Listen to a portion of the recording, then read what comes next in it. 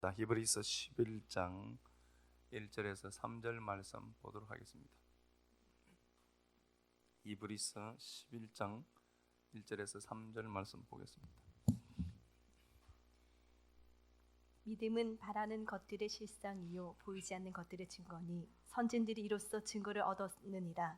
믿음으로 모든 세계가 하나님의 말씀으로 지어진 줄을 우리가 아나니 보이는 것은 나타난 것으로 말미암아 된 것이 아니니라. 아멘. 기도하고 우리 말씀 보도록 하겠습니다. 하나님, 우리 모든 인생길에서 함께 하시고 오늘 또 삶을 제대로 해석시키기 위해 끊임없이 말씀 주심 감사합니다. 그럼에도 불구하고 쌓여온 관습, 패턴으로 인해 환난과 시험이 오면 여전히 아파하고 괴로워했습니다. 말씀을 통해 연약한 우리 생각을 부수고 쪼개서 일반화되게 읽어왔던 것 교정시켜 주사 지혜의 눈으로 바라보기 원합니다. 익숙함에 빠지지 않게 하시고 광풍이 불고 폭풍우가 몰아쳐도 휘둘리지 않게 하옵소서. 실체 없는 두려움 때문에 환경에 휩싸이지 않게 하시되 말씀을 의지하고 그곳에 계신 주님을 깨우게 하옵소서. 이제는 말씀이 우리 안에 있고 주님이 우리와 함께 계심을 알기에 광풍 속에서도 노래할 수 있습니다. 막힌 담 앞에서도 찬양할 수 있습니다. 하나님께서 내 목자 되시니 하나님께서 허락하신 모든 것이 선임을 믿습니다. 그러니 미련한 자들처럼 아파하지 않고 실제가 아닌 것에 생각과 마음을 빼앗기지 않게 하옵소서. 그리스도 되신 예수님 이름으로 기도드립니다. 아멘. 히브리서 11장 1절에서 3절 말씀 해석된 세계라는 말씀의 제목으로 하나님 말씀 우리 한번 나누도록 하겠습니다. 그 본질 세계가 있고 현상 세계 있고요, 그렇죠? 본질 세계가 있고 현상 세계가 있습니다. 요걸 이제 그 묵시라고 하고 우리는 이게 역사라고 합니다. 요게 이제 일원화된 세계고요, 그렇죠? 본질 세계, 그러니까 묵시라고 하는 원형이 펼쳐진 게 역사죠. 우리가 성경으로 보면은 역사라고 하는 요 코스모스는 요 코스모스가 단장된 것이다 하는 겁니다. 꾸며졌다, 단장되었다는 것인데 무언가에 의해서 무엇으로 단장되어져 있는 상태를 얘기하는 겁니다. 그래서 이게 코미조라는 단어에서 왔고요. 이게 무언가를 가져오다, 획득하다, 무언가를 가져올 거야 얘가 라는 단어입니다. 그러니까 보여지는 코스모스라고 하는 요 세상은 무언가를 가져오는 것이지 이게 목적은 아니다라는 겁니다. 그래서 제가 이사야 46장 10절에서도 말씀드렸던 것처럼 이미 종말이 먼저 선포가 되고 역사가 나와요. 그러면 역사라고 하는 이 모든 것은 종말을 위해서 존재하는 거다. 종말을 위해서. 그러니까 인간의 시간으로 보면 점진적으로 펼쳐져서 종말이 오는 걸로 보이지만 그게 아니라 종말을 먼저 계획하시고 종말을 위해서 역사를 펼쳐놓은 거다, 그런 개념이다라고 제가 말씀드렸습니다.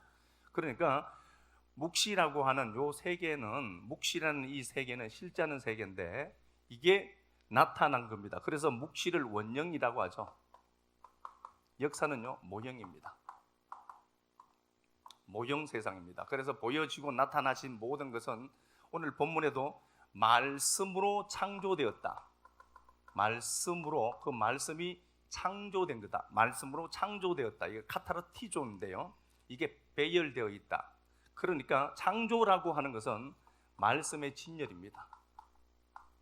실제 하는 걸로 보여지지만 우리 눈에 보여지는 이 모든 피조 세계에 나타나신 이 모든 것들은 말씀이 티렘이 되듯이 말씀이 놓여진 거야, 말씀이 진열된 거다는 겁니다. 그래서 우리가 보여지는 창조, 현상 세계를 통하여서 실제하는 말씀의 세계를 더듬어 찾아가는 도구다, 이렇게 말씀을 드렸었죠. 본질 세계가 있고 현상 세계가 있는데요, 우리가 꼭 기억해야 될 것은 우리는 현상 세계를 살아갑니다. 저도 살아가야 하고 우리 모두는 이 세상을 살아가야 합니다. 그런데 이 잘못하면 오염된 세계관을 갖게 되거나 그렇게 되면 배타적인 사람이 되어서 오직 자기 욕망만 욕망하고 욕구만 충족하는 존재로 살아갑니다. 요걸 세계에 종속된 자라고 하죠. 요 모형에 창조된 요 세계에 종속된 자입니다. 종이다는 소리겠죠. 종속된 자입니다. 종으로 사는 겁니다. 하나님이 분명히 그렇게 말씀을 해주셨습니다. 야, 들에 백합화 봐라. 하늘 나는 새 봐라. 야, 내가 무기고 입히는데 내일 왜 염려하냐 니들이. 그렇게 말씀을 하셨습니다.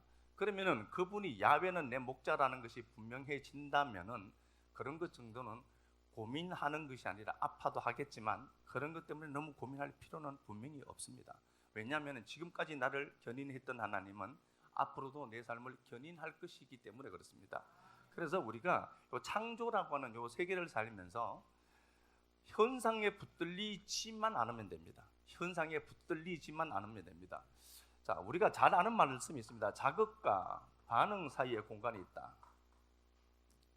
빅터 프랭클 얘기했죠.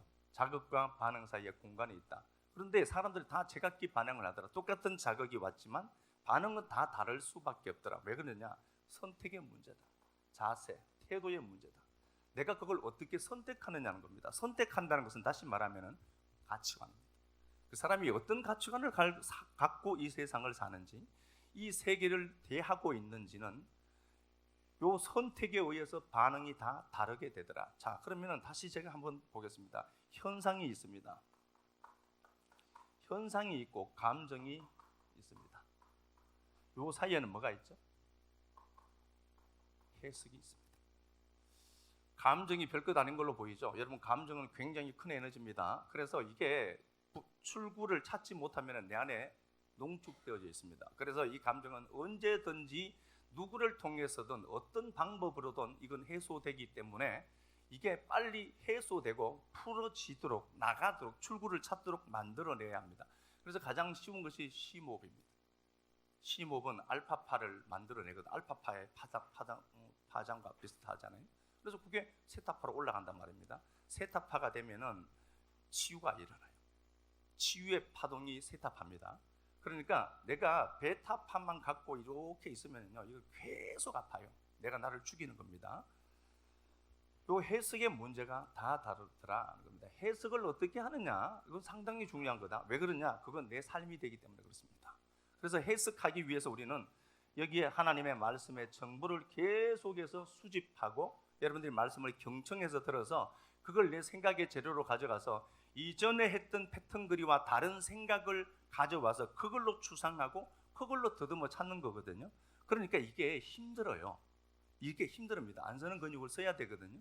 그런데 이 방법이 진짜라면 여러분들은 이 방법을 써야 됩니다. 이 방법밖에 없습니다. 해석하는 것도요, 사람은 본래 역사라고 하는 이 공간을 살지만 사람이라고 하는 본질은요, 이걸 우리가 해석하는 자입니다. 세상을 해석하는 자입니다. 세상을 해석하고 그 세계를 다루는 자가 성도입니다. 이걸 다루는 겁니다. 해석이 되어야만 다룰 수 있겠죠. 여러분들이 보여지는 이 모든 세상, 보여지는 세상은 여러분들에게는 어떻게 평가되고 어떻게 해석되었느냐? 그러면 그 사람은 그런 삶을 살 수밖에 없죠. 세계는 고정되어 있습니다. 물론 하나님이 운행하셔서 계속해서 변하기도 하고 그렇지만 고정된 세계가 있어요. 이 본래 자연의 값이 있어요. 이걸 다 우리는 알 수가 없습니다. 그러나 우리는 객관화시킬 도구가 하나 있습니다. 성경 말씀입니다. 하나님의 말씀을 갖고 객관화할 수 있죠. 근데 우리는 저마다 이 세계, 고정된 세계를 내 식으로, 내 사상으로, 내 생각으로 해석해서 자기만의 독특한 세계로 살아가죠. 그걸 자기만의 세계관, 가치관을 갖고 사는 거죠. 여러분들 다 다를걸요? 이 세상을 어떻게 대하는지는 그건 해석된 만큼 살게 되어 있습니다. 그래서 요걸 사람들은 다 자기 세계에 삽니다. 요건 객관성이 전혀 없습니다. 주관적이죠. 그런데 우리가 이 세계를 다루고 해석해야 될 자라면은 이 세계를 다루는 방법이 하나님의 절대 말씀이 되어서 그걸로 객관화시켜내야 합니다. 그렇지 않으면은 사람은 일평생 자기가 해석한 그 세계의 틀에 빠져서 평생을 그 세계가 진짜인 줄 알고 살죠. 무지의 세계라고 하죠. 무지. 이 사람은 진짜 무식한 거예요. 한마디로 얘기하면요, 무지의 세계입니다. 그 무지의 세계에서 알미 툭 들어오면은요, 자기 반성의 시간들이 생겨야 되고 지금까지 갖고 있던 이 내 세계가 새로 들어온 어떤 정보에 의해서 투쟁하고 싸우게 되고, 그래서 나를 던져낸 게 피투해야 돼. 내가 나를 던져내는 거예요, 알에 대해서. 그래서 우리는 끝없이 공부를 하는 거고 말씀을 듣는 겁니다. 그렇게 해야만 그 세계가 내게 제대로 해석되게 되기 때문에 그렇습니다. 그래서 우리가 보여지는 세계가 있어요. 성경은 분명히 오늘 본문 말씀에도 이 묵시라고 하는 세계가 원령이고 이게 펼쳐진 게 역사다. 그래서 니들은 묵시를 역사 속에 묵시라고 하는 그 세계가 있는데, 영혼이 있는데 그 세계의 의지를 네가 이 땅에서 실현하는 자들이다, 니들은. 그래서 우리를 고린도후서 6장에서는 하나님과 함께 일하는 자다. 우리는 그 영혼이라는 본질 세계의 의지를 이 역사 속에 펼쳐내는 자들입니다. 이게 안 되면은 사람들은 원형이 아닌 모형의 세계를 구축하고 오염된 세계관을 가져서 지극히 뱉어지게 됩니다. 그래서 생존에만 매여 있습니다. 내 욕구를 따라만 삽니다. 인간은 삶의 근본이 욕구입니다. 식욕이 있어야 되고요. 있습니다. 이게 나쁘다는 게 아닙니다. 그런데 더 나쁜 것이 뭐냐 보면 욕망을 하더라. 욕망이라는 게 나쁜 게 아니라 타자의 욕구를 내 욕구로 가지는 걸 욕망이라고 합니다. 그러니까 우리는 이 욕구를 갖고 살아가요. 이 역사 속에서 배고프면 먹고 또 생산 활동하고 이렇게 사는 게 맞아요. 그렇게 틀렸다는 게 아니라, 그러나 이렇게만 살면 이건 짐승들도 똑같이 사는 것 아니겠습니까? 욕구가 아니라 이제 내가 타자의 욕망을 내 욕구로 가져와서 이게 마치 내 욕구인 것처럼 살아가는 자들이 많단 말입니다. 그런 것들이 보여지면은 여러분들은 잠시 스톱해야 됩니다. 스톱해서 나를 한번 점검해보고 내가 해석한 세계는 어떤가? 이거 제대로 가는 걸까? 하나님의 말씀으로 해석된 이 세계가 내게는 제대로 해석되었길래 나는 어떻게 해석되었길래 아직도 이러고 있을까? 고민해 보아야 될 것이다. 제게도 똑같고 이거 모두에게 똑같은 거예요. 똑같은 겁니다. 이제 말씀 한번 열어가 보도록 하겠습니다. 자, 3절 보니까 믿음으로 모든 세계가 하나님의 말씀으로 지어졌다. 이게 카타르티조입니다. 진열되었다는 단어입니다. 자, 그러면은 묵시라는 세계가 펼쳐지려고 하면은 말씀으로 이렇게 펼쳐졌는데, 말씀으로 말미암아 역사가 태동되죠. 역사라고 하는 현상이 이렇게 펼쳐집니다. 그러니까 요것 보고 보이지 않는 세계를 설명하려고 하구나, 하나님이. 그러면은 우리가 이 역사를 살면서 생존에만 매여 있지 말고 생존은 해야 돼요. 제가 그거 부정하는 것 아닙니다. 먹고 살아야죠. 먹고 살지만, 그래, 이 역사가 생존만을 위한 세계는 아니더라. 생존만 아니라 역사를 통해서 하나님은 본질 세계를 드러내고 그 본질 세계의 의지를 나를 통해서 역사 속에서 펼쳐내기를 원하시구나, 하나님이. 이 기본 값을, 삶의 기본 값을 갖고 우리가 살아가는 거예요. 이렇게. 자, 창세기 5장에서 한번 보겠습니다. 24절. 창세기 5장 24절.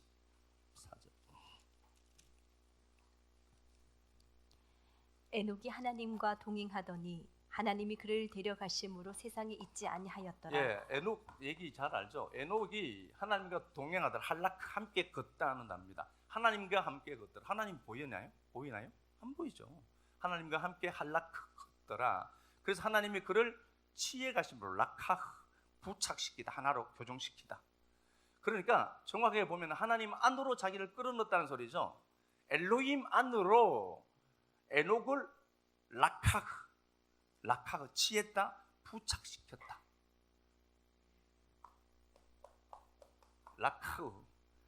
하나님이 엘로힘 안으로, 엘로힘이 있는데 엘로힘 안으로 들어갔다.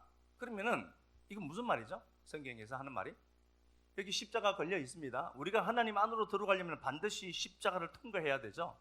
십자가를 통과해야만 우리가 그 안에 들어가고, 내가 그분 안에 들어가면은 그는 내 안에 들어와 있죠.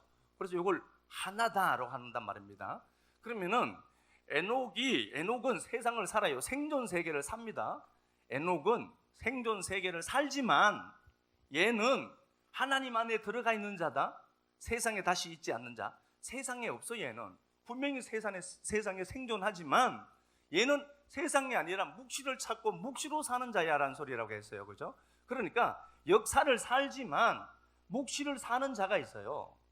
생존 세상에 매여 살아요. 우리가 다 살지만, 그래서 일도 하고, 그죠? 이렇게 살아가지만 묵시로 사는 사람이 있어. 얘는 세상에 없는 자다. 그렇죠?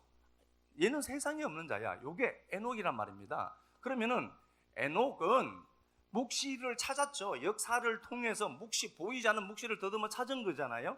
찾은 그 묵시로 사는 자가 있어요.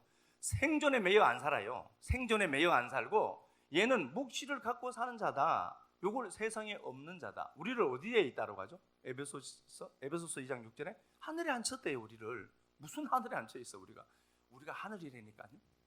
여러분들이 믿으셔야 돼요. 에베소서 2장 6절에도 보면은 우리를 하늘에 앉혔다. 이게 과거예요. 시제가요. 완료라니까. 하늘에 앉혀 있다. 내가 하늘에 야사붓 자리를 털고 산다는 소리예요.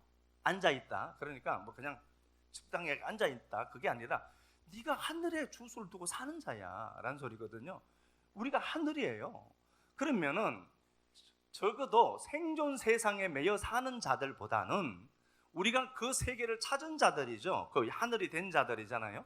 그러면 우리도 똑같이 에녹처럼 세상에 살지만 세상에 없는 자들이죠. 왜? 이 세상으로 안 살거든. 이 세상을 해석해서 내가 그 묵시라는 세계로 해석했잖아요. 해석한 그걸로 사니까. 그래서 우리를 세상에 없는 자라고 한다니까요. 우리는 세상에 없어요. 근데 뭐도 있더라? 있지 당연히. 그러나 삶의 스타일, 라이프 스타일은 다른 거예요. 그 세계로 사는 것과 생존에 매여 사는 것은 분명히 차이가 다른 겁니다. 이렇게 사는 자가 있더라. 이게 잘 사는 거야. 잘 사는 거야. 이렇게 되어 있죠. 히브리서 11장 한번 가서 보겠습니다. 보고 또 한번 계속 보겠습니다. 히브리서 11장 9절. 믿음으로 그가 이방의 땅에 있는 것 같이 약속의 땅에 거류하여 동일한 약속을 유업으로 함께 받은 이삭. 아브라함이 가나안 땅에 입성합니다. 약속의 땅입니다. 가나안 땅에 들어갑니다. 하나님이 약속한 땅입니다. 아브라함이 가나안 땅에 갔습니다. 약속한 땅이에요. 하나님이 가나안 땅에 들어갔지만, 그죠? 분명히 하나님 약속한 땅이죠. 약속한 땅인데 이 가나안 땅에 들어갔지만 그가 이 땅에서 나그네로 살더라. 요건 또 뭐죠? 천국의 모형으로 준 땅인 걸 자기가 알았다라고 했죠. 자, 그러면 이게 쉽게 돈 얘기해 볼게요. 그럼 제가 하나님 앞에, 하나님이 제게 약속을 하셨어요. 야, 내가 너 돈 1,000만 원 줄게. 없어요. 그런데 주셨단 말입니다. 주셨다. 그럼 돈 1,000만 원 주었네가 아니라 이 돈 1,000만 원이 뭔가를 힌트하고 있구나. 이걸 알아먹었다는 거예요. 가나안 땅에 왔지만 그는 그 가나안 땅에서 어떻게 하죠? 나그네로 살더라는 겁니다. 왜 그렇죠? 이 생존 세상에 살지만 생존 세상이 아닌 다른 세계를 찾은 자를 하나님은 세상에 없는 자, 이걸 나그네라고 하는 겁니다. 이 땅에서 나그네처럼 살자. 무슨 묵시도 찾지도 못하는데 뭘 나그네처럼 산다는 말이에요. 그게 아니라 내가 세상에 없는 자구나. 나는 이 세상을 다루고 해석해야 될 자니까 뭘로? 말씀으로 객관화시킬 수가 있잖아요. 모든 사람들은 자기 세계를 갖고 살거든요. 자기 세계를 구축하고 가인 아니에요. 자기가 자기 세계를 구축해서 자기 나름대로 해석해서 그걸 세계와 맞닥뜨려서 대하고 접촉하고 살아간단 말입니다. 근데 우리는 객관화할 수 있는 도구가 있어요. 왜? 말씀이 있으니까. 말씀을 통해서 세상을 딱 보죠. 이걸 히브리라고 하는 것 아닙니까? 건너간 자, 세상에서 건너온 자, 히브리. 이 히브리가 딱 되어서 내가 약속을 가진 자가 되어서 딱 보니까 이것도 하나님이 힌트하는 땅이구나. 그걸 알고 역사 속 생존 세상에서는 묵시를 갖고 나그네로 살아가더라. 얘는 이게 아브라함이 믿음의 조상이에요. 그럼 우리도 어떻게 한다는 거죠? 우리들이 있죠. 이게 잘 사는 거예요. 근데 이렇게 살면은 뭔가가 억울하고 손해볼 것 같죠. 이게 얄팍한 자아가 하는 짓입니다. 그렇지 않습니다. 하나님 절대로 그대로 우리를 두지 않기 때문에 그렇습니다. 창세기 28장 가서 보겠습니다. 창세기 28장.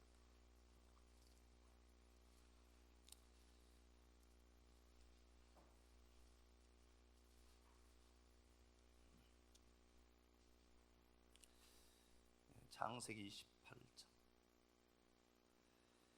창세기 28장 10절부터 이렇게 보면은요. 야곱이 브엘세바에서 하란으로 떠나가요. 생존 때문에 떠나가죠.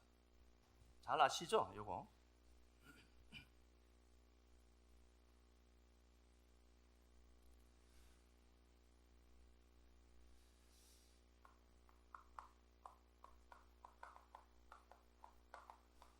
야곱 이야기가 나옵니다. 이 야곱이 형 에서를 피해서 도망갑니다. 생존 때문에 갑니다. 형 에서를 피해서 야곱이 도망갑니다. 형 에서가 죽이려고 했거든요. 생존이 위태로운 겁니다. 그래서 그는 생존을 위해서 갑니다. 물론 그것마저도 하나님의 경륜입니다. 에서를 피해서 도망하는데 이 도망하다가 야곱이 브엘세바에서 하란에 멈추죠. 하란에 따고 왔을 때 밤이 됐습니다. 하란에 오니까 밤이 된 게 사실이고 팩트겠지만 야곱아, 네 인생 전체가 밤이다 하는 거죠. 야, 네가 밤이야. 아, 내가 역사를 살면서 역사라고 하는 공간을 사는데, 생존을 위해서 사는데 이게 밤이구나. 그리고 그가 그 밤에 그러면 그 밤에 할 수 있는 게 뭘까? 베개할 돌이 필요한 겁니다. 아니, 지금 지팡이 하나 갖고 도망갔습니다. 근데 물론 유대인들은 담요 같은 그 도시니 담요 기능을 하니까 그건 뭐 별도로 챙겨가지 않아도 되겠지만, 아무리 없어도 돌을 갖고 베개하지는 않을 건데 그 돌을 가져서 야곱이 베개를 합니다. 베개, 제가 말씀드렸죠. 메라샤우트라고 했습니다. 무트가 있고 러쉬가 있습니다.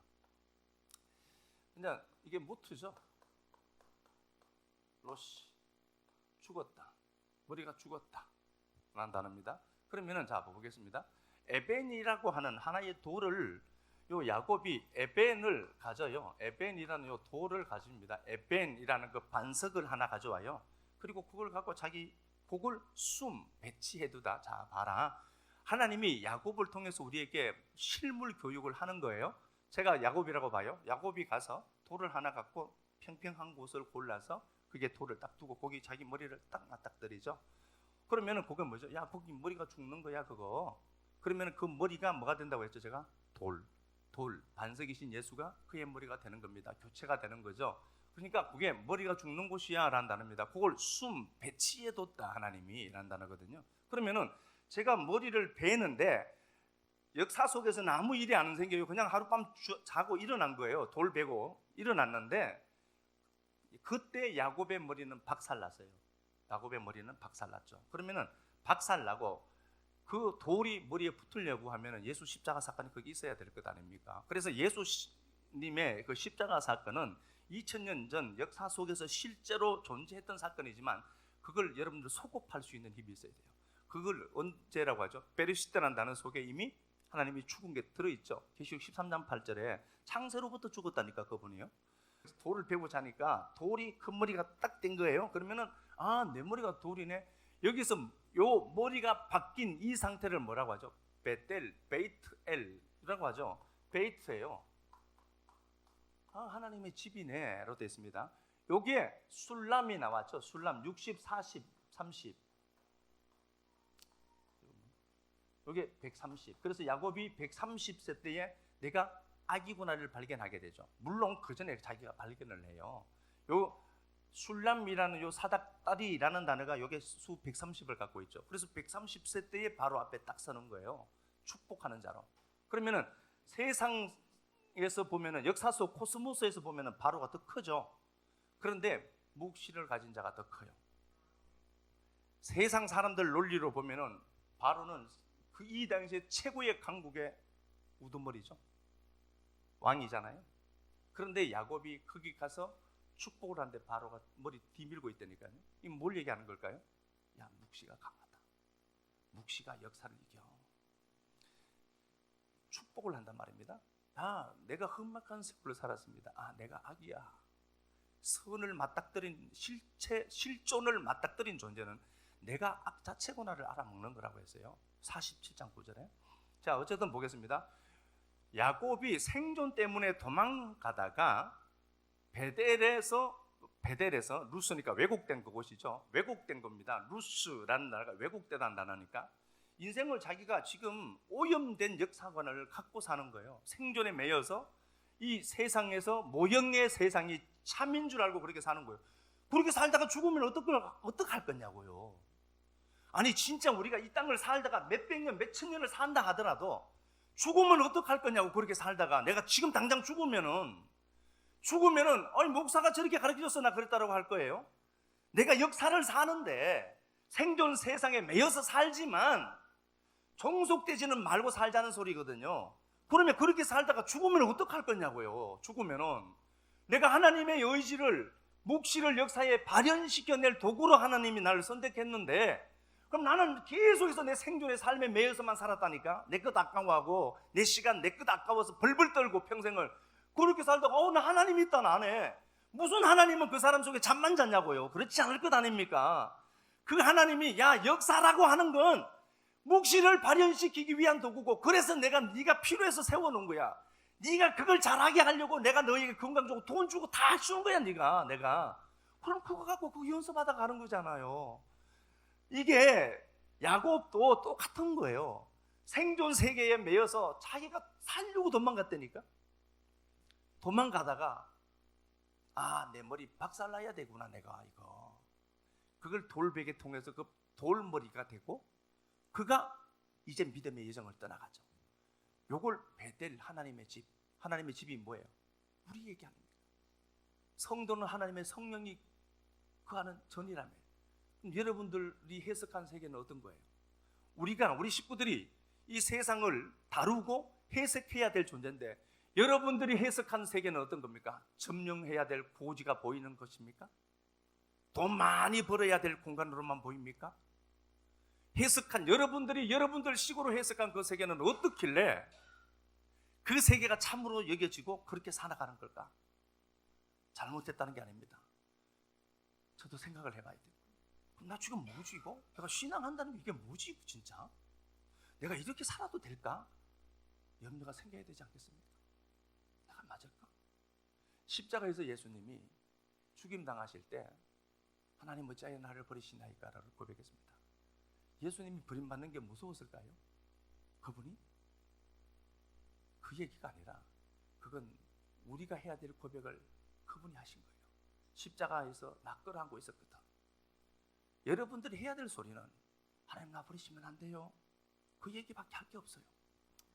십자가에서 죽임당하실 때 그분이 다 모든 것을 이루시고 마지막 했던 말은 다 이루었다라고 그분이 떠나가시기 전에 했던 말이 뭐예요? 아버지께 내 영혼을 부탁합니다. 그 말을도 예수님이 하신 소리로 보이지만 예수님이 하나님이라니까요. 그분이 하실 소리가 아니에요. 그럼 누가 해야 될 소리죠? 분명한 네가 해야 될 소리 내가 다시 얘기해 줄게. 아멘. 하나님 나 버리지 마세요. 아멘. 그리고 내 영혼 아버지 부탁합니다. 그 얘기밖에 너는 할 게 없어. 아멘. 이런 인생이 천국 가서 거기서도 나를 확장하고 싶죠. 천국에 가면 하나님 없어도 되죠. 내가 원하는 것만 다 있으면. 정말 하나님 때문에 가는 겁니까? 그 아버지가 너무 좋은 겁니까? 여러분들이 해석한 세계는 어때야 될까? 여러분들이 천국 가서도 아버지 없어도 되죠. 하나님 없어도 되죠. 그냥 내가 원하는 것만 있으면. 그런 겁니까? 재수 없는 소리 해서 그런데 자꾸 내가 해석한 세계는 어떨까? 생각을 한번 해봤으면 좋겠습니다. 여러분들이 해석한 세계는 어떻길래 삶의 무늬를, 인간이 그리는 그 문명이라는 삶의 무늬를 그렇게 그리고 사십니까? 저도 갖고요. 도대체 그 하나님은 여러분들을 얼만큼 점령했기에 그 하나님의 역사는 이렇게밖에 드디게 나타나지 날 수밖에 없는가? 어떤 것 같습니까? 내가 해석한 세계는. 십자가 앞에서 해야 될 말은 하나밖에 없습니다. 하나님 나 버리지 마세요. 나는 내 힘으로 천국 못 가니까 나 버리시면 안 돼요. 그것 말해야 되는 인생이 우리예요. 그 인생이 아버지라고 상정해두고 세상을 너무 생존에 매여서 요렇게만 내 것만 악착같이 챙기려고 하는 요 타락한 본성이 사는 나 한 번 정도는 배척해야 되는 것 아닙니까? 야곱의 전체 인상은 28장에서 변곡점을 만납니다. 그리고 그가 내 머리가 예수구나를 알고 그는 완전히 다른 삶의 모형을 그려내는데, 그가 외삼촌 라반 집에 들어가서 20년 동안 고생합니다. 추위와 싸우고 엄청나게 매일 일하고 손해를 배상해주고, 야곱이 외삼촌 라반 집에 가서 사는 삶은 삶이 아닙니다. 생존 삶에서 보면은 완전히 패배자입니다. 염소 하나 물어갔다 짐승이. 그러면 그것마저도 갚아냈다고 하죠. 굉장히 정직한 사람의 이 양반도요. 그랬던 자가 라반이 갖고 있는 이성의 세계, 라반식의 세상 속에서 야곱의 세상이 들어간 겁니다. 두 세계가 공존하는 거예요. 보기에는 같죠. 그런데 야곱이 나올 때 빈손으로 들고 나오지 않도록 해주십니다. 묵시가 더 강합니다. 여러분, 보이지 않는 그 세계가 분명히 더 강합니다. 여러분들에게 보여지는 그 현상 때문에 요동치고 있지만 그 세계보다 그 세계의 원령이 묵시의 세계입니다. 그 세계는 여러분들을 절대로 실망시키지 않습니다. 다만 어떻게 내가 그 세계를 해석하느냐.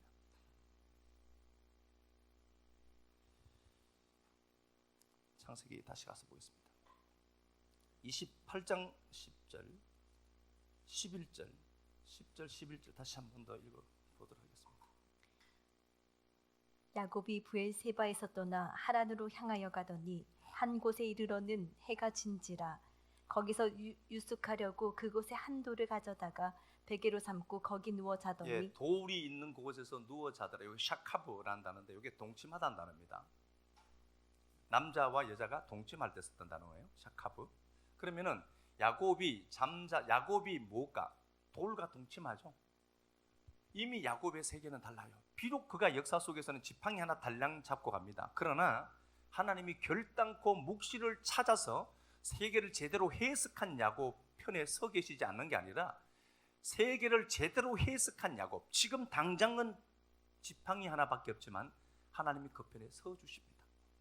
그리고 그는 거부가 되고 우리가 말하는 그 부자, 돈 그렇게 막 많아지는 그 돈 많아지는 그 부자, 그거 되게 해주시더라. 그것도. 사도행전 가서 한번 보겠습니다. 4장 가서 보겠습니다. 사도행전 4장 가서 보겠습니다.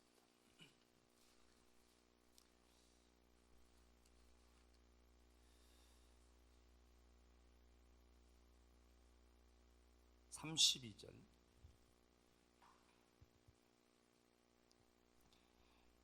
믿는 무리가 한 마음과 한 뜻이 되어 모든 물건을 서로 통용하고 자기 재물을 조금이라도 자기 것이라 하는 이가 하나도 없더라. 사도들이 큰 권능으로 주 예수의 부활을 증언하니 무리가 큰 은혜를 받아 그 중에 가난한 사람이 없으니 예, 믿는 무리가 한 뜻 되고 한 마음 되어서 재물을 갖고 자기 것이라고 하는 자가 하나도 없고 34절 그 중에 가난한 사람이 없더라. 밭과 집 있는 자는 팔아서 판 것의 값을 가져다가 사도들 발 앞에 말씀 앞에 내어놓더라. 그래서 그걸 각 사람의 필요를 따라 나누어 주더라. 이 역사는 결단코 다시 세상에는 나타나지 않을 역사입니다. 이럴 수도 없고요. 다행이죠. 돈 내라는 소리가 아니어서 한마음 한뜻 되어서 자기 걸 자기 것이라고 여기는 자가 없고 자기 집, 밭 다 팔아서 공동체를 위해서 쓰더라. 3장 가서 볼까요? 2장이네. 2장 43절.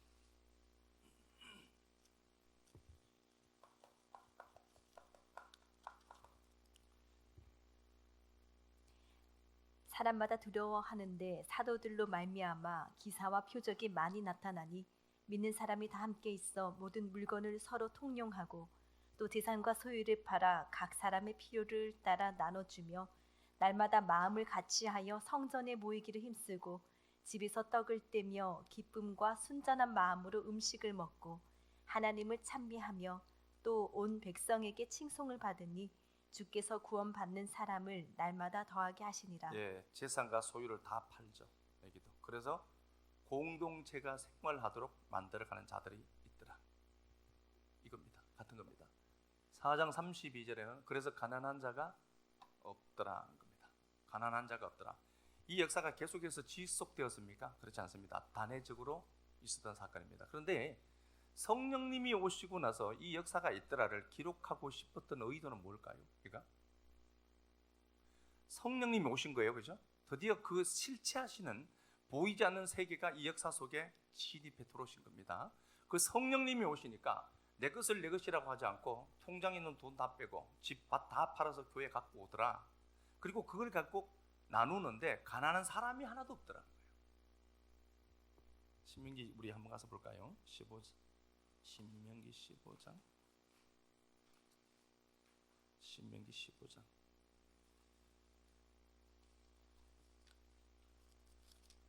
4절, 5절 가서 봅시다.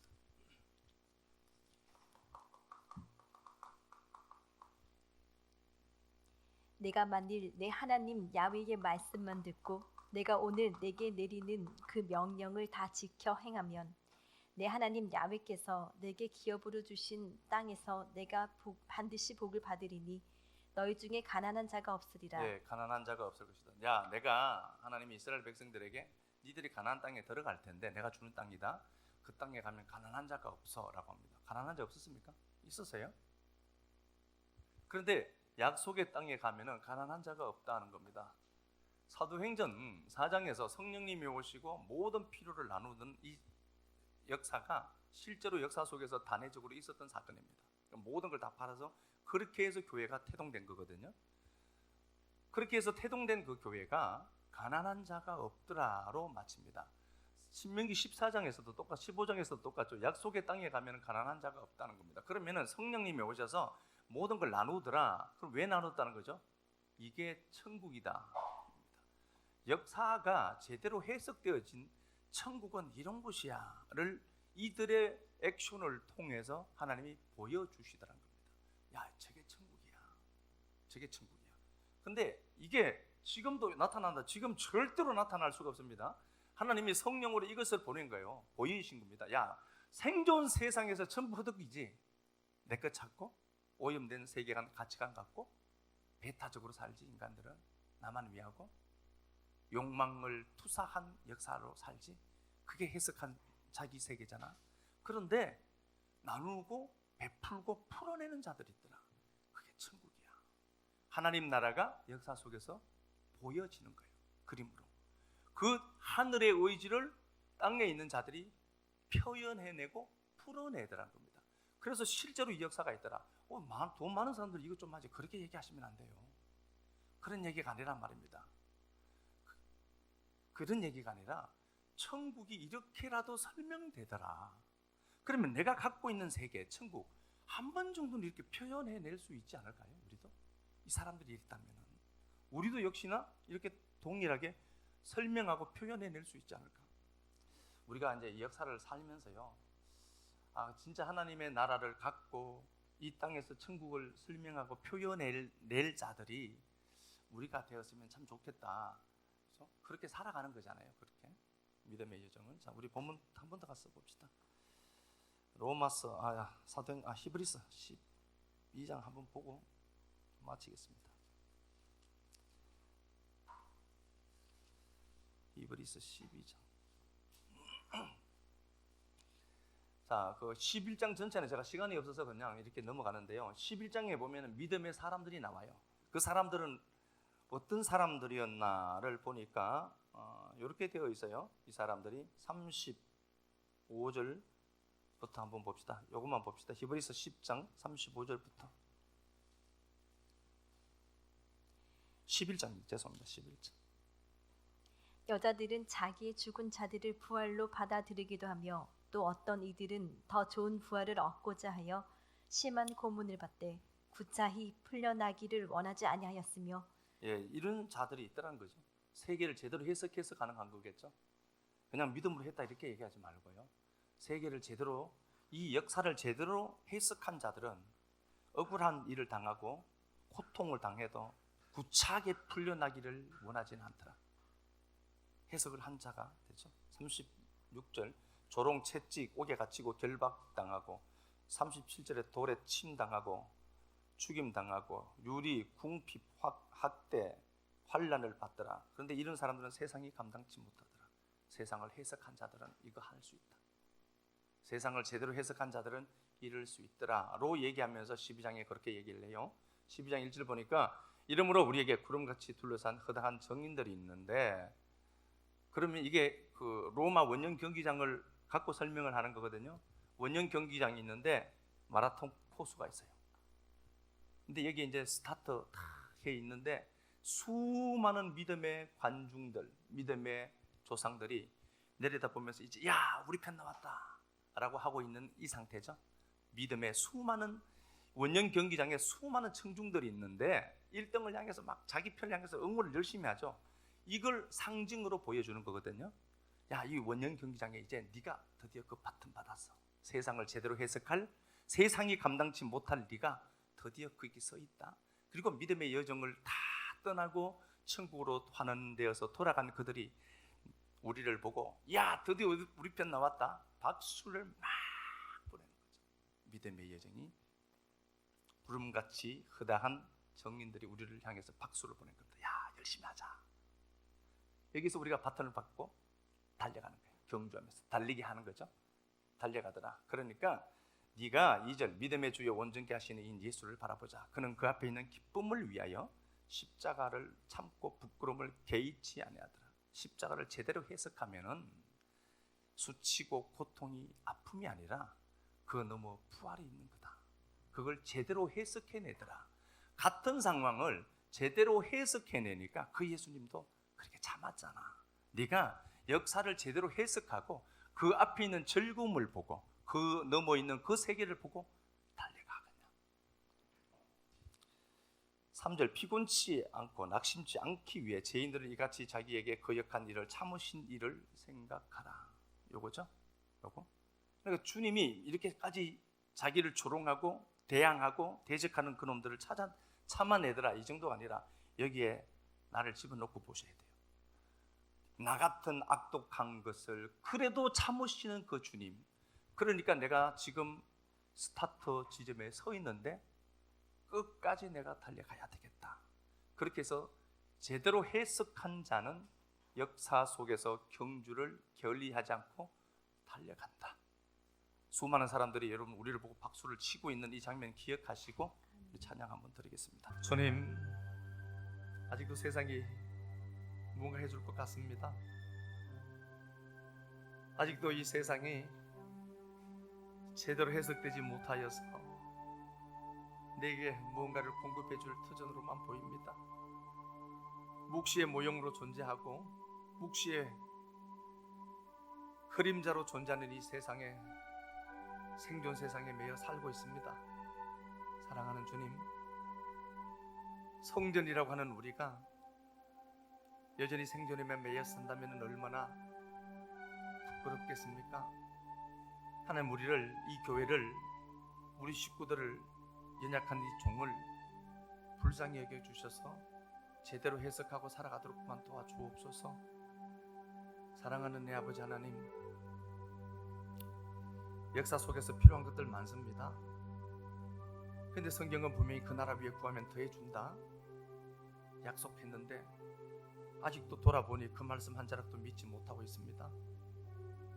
여전히 세상 것 때문에 아파하고 울고 고통스러워하지만 그 나라와 그 위에 구하면 더해줄게 약속하셨는데 이렇게 오랫동안 예수 믿는다고 자랑하고 말씀 안다고 자랑했지만 아직도 그 말씀 한 자락 믿지 못하고 있습니다.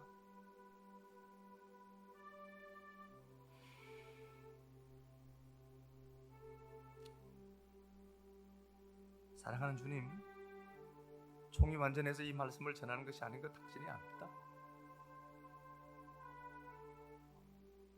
그래도 품어주시는 그 사랑이 있어서 이런 나를 버리지 아니하셔서 하나님 나 버리시면 안 됩니다라는 그 말씀 들어주셔서 붙들어주셔서 고맙습니다.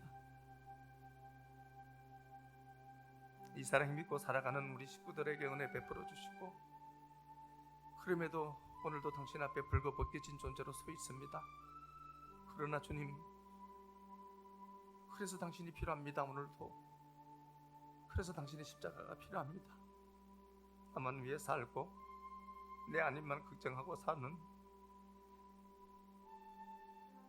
이런 인생 긍휼히 여기시고 불쌍히 여겨주시고 하나님 우리 식구들에게 주의 말씀만 새겨지도록 은혜 베풀어 주옵소서.